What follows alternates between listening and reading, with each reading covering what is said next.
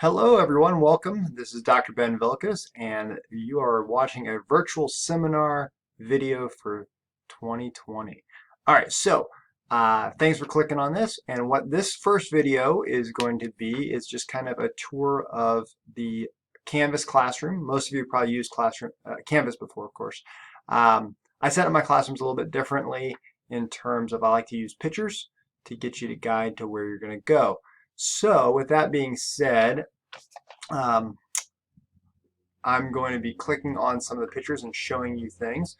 The first step material is here. Let's see if it goes. Hey, it works. It's always making videos. I want to make sure everything works.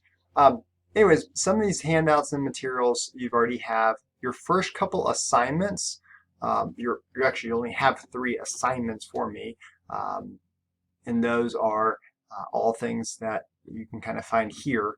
I'll talk more about them in just a moment as well because they're in the assignment tab too.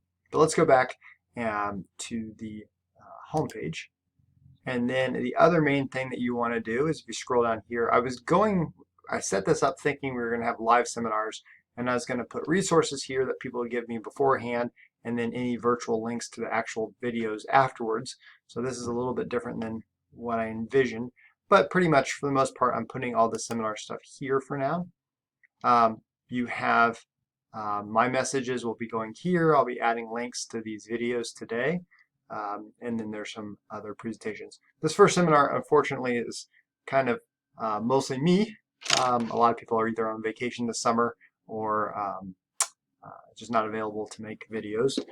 So hopefully you'll be getting some more materials that aren't just me for the other seminars that we'll be doing. But you do have live Zoom meetings with your different faculty members for your different regions, or if you're doing the co-teaching model. All right, we also have a live afternoon session. Miss Jason Barrelman will be going over career services information at 1 o'clock. So hopefully you can make your live session in the morning. Most groups are 10 to 11. One group had to be 11 to 12. The faculty had a conflict that morning, but most are 10 to 11. And you should see which group you're in based on your region. All right, so with that being said, I'll go to those assignments, talk through what you're going to do in terms of turning those in. There's 3 assignments for this class.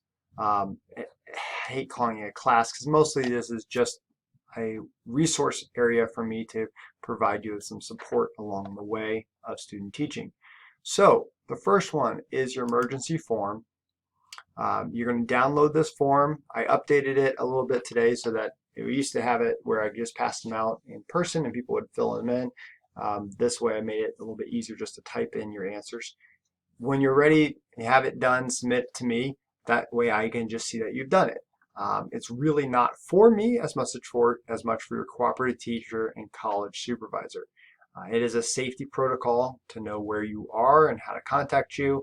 So if there's any problem, they can reach you. The other assignment, most people do that the first couple of days of school once they have everybody's name and they know the phone numbers of who they want people to contact in case your car breaks down or something like that. Hopefully nothing happens, but you want to make sure you're prepared in case there is an emergency. All right, and then the daily weekly schedule, we call it that because sometimes for your teaching, it's the same exact thing every day. You have the same routine. You teach reading and writing in the morning. You're teaching math in the afternoon, that kind of thing. So you can pretty much say Monday through Friday, this is my schedule. Other people are going to be having schedules that vary a lot more. Monday, Wednesday, Friday, you teach something at a certain time. Tuesday, Thursday, you teach something at a certain time. So it's really up to you how you build that schedule with your cooperating teacher. The purpose of this document is mainly for your college supervisor to know when you're going to be teaching and when you're not going to be teaching, so that when they schedule appointments, they can say, well, if I come at 9 o'clock, I'll be able to see you teach a science lesson, and then I see that you're free at 10 o'clock, so we can meet and discuss that. That's kind of the point. For me, once again, I get this to see that you've done it. Make sure it's a professional document. The big thing that we've had in the past, primarily, not to throw secondary people under the bus, but the the tendency is that some people have had is just to photocopy a schedule that their school gives them with the hours and blocks. Just personalize it a little bit more than that. Show what you're teaching when you're not teaching, what you'll be doing. Please, nothing that's just quickly jotted down. Something that's hard to read is not something you should be giving to your college supervisor. Good professionalism, some document that's easy to follow, easy to understand, and makes it so that when your college supervisor schedules a time to come to see you, they know what they'll most likely be teaching. All right, and the big question keeps coming up with this is what happens when I switch, if I have 2 or 3 different schools I'm working at. I don't need multiple copies, but it's for your college supervisor. So you'll just make a new one for them. If you want to email me, that's fine. I keep it in records. But from a standpoint of who really needs it, it's your college supervisor. All right, last thing under assignments is your timeline task. This one I don't have a template for. I gave you an example of Jane Doe's, what it could look like. It's really up to you and your cooperating teacher and your college supervisor to document how you want to document what this plan will look like.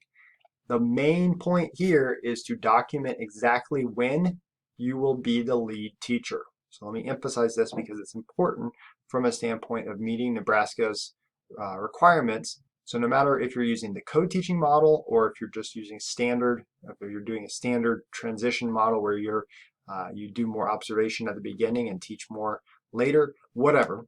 The point is you have to be the lead teacher for several weeks in a row. Ideally, about 4 to 6 weeks of student teaching, you are teaching for 90% or more of the day.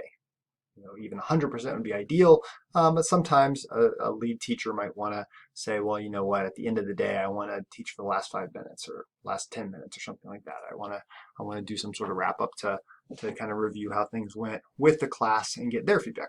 So those kind of things are fine. You don't need to say no to that. But the point is, you should be the primary teacher for at least 4 weeks during your experience. Now, if you're in 2 different groups, 2 different things, and it's a little bit less time because of transitioning from one school to the other, that's understandable. It's fine. The point is that you're just documenting that you've got the experience being in charge of a classroom. Okay. So these assignments, their due dates pretty much most of the times.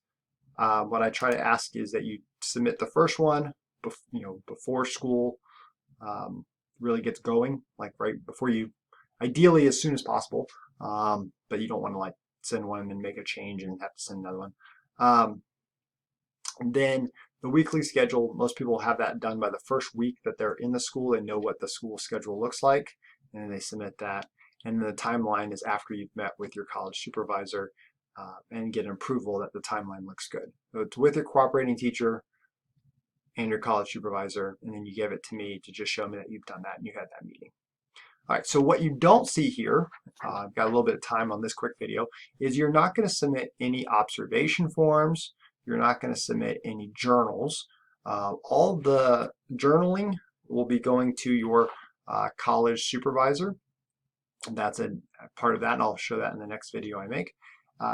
And then all the observations are just something you keep and record, and then most of the data is found in Chalk and Wire. Put all the evaluations in Chalk and Wire and document it that way.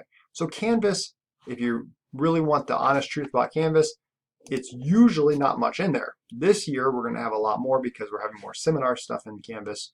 But for the most part, Canvas is the one-stop shop for me to blast out messages about job openings, job opportunities, any information that's coming from Wayne State that should be to everybody, any information that's coming from the Nebraska Department of Education. It's an easy way to communicate that. But with this year in virtual seminars, I can also use it that way. All right, well, I've got other videos I want to make today before I go home on this Friday. And so I'm going to stop this one. So thank you for listening and welcome to the virtual seminar for 2020.